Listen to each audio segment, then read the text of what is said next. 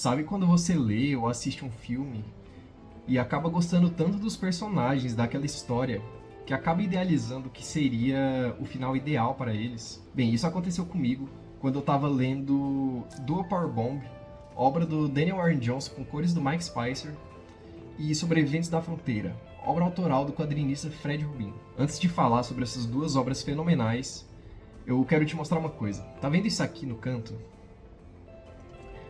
São os pacotes de quem já adquiriu o edifício, tá embaladinho, pronto para o envio, e se você ainda não adquiriu o seu, ainda dá tempo. Me chama lá na DM do Instagram que a gente resolve isso.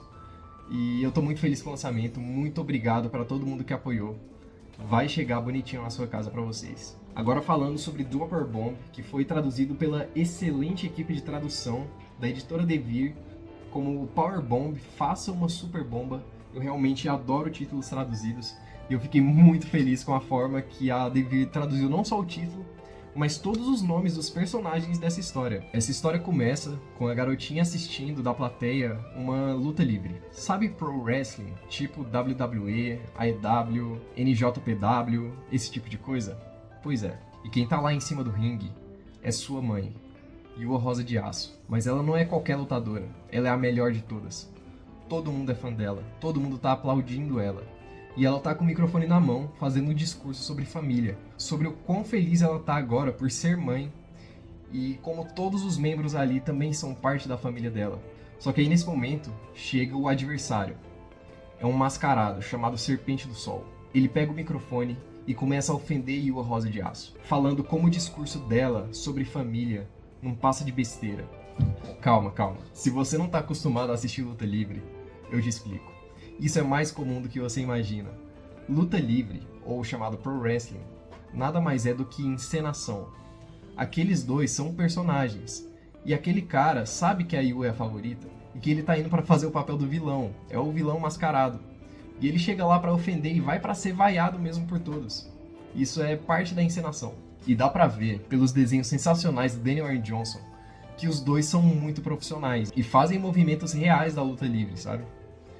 Só que, infelizmente, essa luta acaba em tragédia. Durante o momento em que o Serpente do Sol segura a Yua pelas pernas e sobe na terceira corda do ringue para fazer um movimento, ele acaba se desequilibrando e cai de mau jeito, com Yua em seus braços. Ela cai de cabeça no chão e fratura seu pescoço, causando assim sua morte. Serpente do Sol também cai no ringue, sem conseguir aguentar o peso de que talvez ela tenha acabado de matar uma pessoa, e não qualquer pessoa, mas uma favorita, que também é uma mãe. E a garotinha estava lá na plateia, assistindo isso tudo, o tempo todo. O tempo passa e a garotinha cresce e decide fazer luta livre, seguindo os passos de sua mãe, adotando até mesmo o seu nome de lutadora, Lona Rosa de Aço. O pai dela condena imensamente essas atitudes, com medo de que o mesmo que aconteceu com sua esposa aconteça com sua filha. Só que isso acaba com a relação deles. Eles não se falam mais, deixando claro que a relação familiar está totalmente acabada. Então chega um mago necromante para a garota, oferecendo a ela o convite para participar de um torneio, cuja premiação seria reencarnar de volta à vida qualquer pessoa que ela desejasse. Só que tinha um problema. As lutas desse torneio seriam em duplas, e a Lona Rosa de Aço sempre lutou sozinha. Agora ela teria que buscar um parceiro, e esse parceiro não poderia ser outro, senão o próprio Serpente do Sol. Depois do incidente, a carreira do Serpente do Sol foi por água abaixo e agora ele estava lutando nas que são chamadas de Japanese Death Matches. Essas partidas são reais e brutais. Elas são conhecidas por usar muito arame farpado, tachinhas, lâmpadas fluorescentes para quebrar nas costas um dos outros. É uma parada realmente brutal e banhada a sangue. Não é muito difícil encontrar conteúdos dessas Japanese Death Matches na internet, no Instagram, mas eu não recomendo que você busque não. Após relutar bastante, o Serpente do Sol acaba aceitando o convite da Lona para esse torneio, porque isso não significaria apenas trazer de volta a vida de um ente querido da garotinha, mas também traria a busca pela sua redenção por ter matado ela. E é nesse momento que eu te digo que se você se interessou por esse quadrinho e acha que vai ler ele, pode sair desse vídeo ou pular para o final, que eu vou falar sobre as conclusões, porque a partir daqui vai ter spoiler. Você já deve saber que esse vídeo se trata sobre finais de histórias, então eu vou contar sobre o final de Dual Power Bomb. No final ainda da segunda edição é revelado que o Serpente do Sol é o pai da garotinha. Isso mesmo. ele matou a sua própria esposa acidentalmente e a mãe de sua filha. Eu sei. Falando assim, parece ser um plot twist meio básico Star Wars, mas essa história é tão bem escrita que tudo faz sentido. Pensa só, na época do acidente, a Lona ainda era só uma garotinha, e seria muito complicado para a cabecinha de criança dela entender por que meus pais estão brigando entre si na frente de todo mundo na TV. E outra, por que meu pai é vaiado enquanto minha mãe é amada? E por que meu pai usa essa máscara bizarra? Seria muito complicado pra ela. E eles deixaram pra explicar isso pra ela depois que ela fosse maior. Só que aí que tá, né? Depois do incidente, o Serpente do Sol nunca conseguiu admitir pra sua filha a sua real identidade. E a partir daí se desenvolve o torneio de uma dupla de pai e filha lutando contra outras duplas. Dá pra ver que o Serpente do Sol, durante todas as lutas, ele tem um comportamento muito super protetor com a Lona Rosa de Aço, falando que ele vai resolver a luta sozinha e que ele não vai deixar ela lutar. Até que em um momento de extrema necessidade ele acaba passando o bastão e a Lona pode demonstrar toda a sua capacidade da luta livre e surpreende o Serpente do Sol, deixa ele muito orgulhoso do que ela se tornou. E a partir daí ele passa a confiar mais nela. Não só em confiar nela para passar o bastão e deixar ela lutar, mas eles confiar também para eles lutarem juntos e combinar seus movimentos para derrotar os oponentes com mais facilidade. E é lutando juntos que eles avançam para a semifinal, a luta em que acidentalmente acabam rasgando a máscara do Serpente do Sol e revelando sua verdadeira identidade para a filha dele. Eles continuam lutando, mas perdem essa luta. E você sabe, por causa da sua ideia idealizada de final, que não pode acabar assim, que eles precisam de uma segunda chance. E isso realmente acontece. Os outros dois oponentes que tinham vencido eles acabam se matando no ringue, tentando decidir quem eles iriam escolher para trazer de volta à vida. Bom, e pelos finalistas acabarem se matando antes da final, o Necromante acaba deixando eles passarem para a próxima etapa, onde eles teriam que lutar contra Deus na final. Sim, é isso mesmo que você entendeu. Acontece que Deus nesse quadrinho é um grande fã de luta livre profissional e ele estaria disposto a trazer um de seus filhos de volta à Terra caso ele seja derrotado em uma partida justa de luta livre. E é aqui que eu preciso elogiar a escrita do Daniel Warren Johnson, que ela é tão bem feita que consegue te fazer acreditar que eles venceriam realmente Deus numa luta. Mas é óbvio que isso não ia acontecer. Fala sério. Eles estão lutando contra Deus. Então eles perdem a luta e assim perdem junto a sua segunda chance de trazê-la de volta à vida.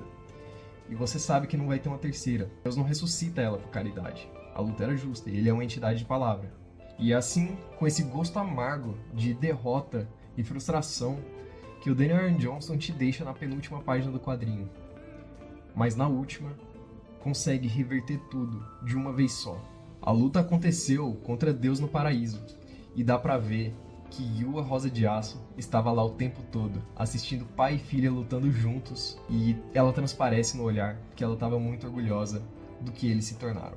E a partir daí que você percebe que isso passa muito longe de ser um final ruim, passa muito longe de ser um final triste. Para pra pensar, a filha, que antes mal tinha contato com o pai, agora tem um amigo e um parceiro de luta livre junto com ela. O pai, que antes renegava a carreira de sua filha, agora incentiva ela, e não só isso, luta junto com ela e tá orgulhoso dela.